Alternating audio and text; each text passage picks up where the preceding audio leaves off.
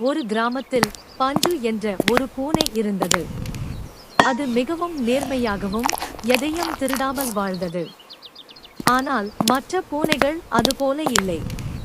அவைகள் பாலை திருடி குடித்து மகிழ்ந்தன. ஒரு நாள் பஞ்சு பசிக்கு தவித்தது.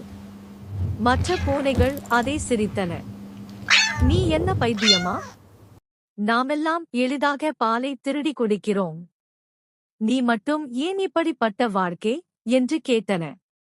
பஞ்சு அமைதியாகச் சிரித்தது. நான் ஒரு நாளும் பிறரின் உடைமையை திருட மாட்டேன். நேர்மையாக வாழ்ந்தால் ஒரு நாள் நற்காலம் வரும் என்றது. அந்த நேரத்தில் அந்த வீட்டின் பெரியம்மா வந்தார். பஞ்சுவை பார்த்து, நீதான் எதையும் திருடாத பூனை. இனிமேல் நான் தினமும் உனக்கு தனியாக பாலை தருவேன் என்றார். மற்ற பூனைகள் ஏமாற்றமடைந்தன. பஞ்சு சந்தோஷமாக உண்மையோடு வாழ்ந்தது.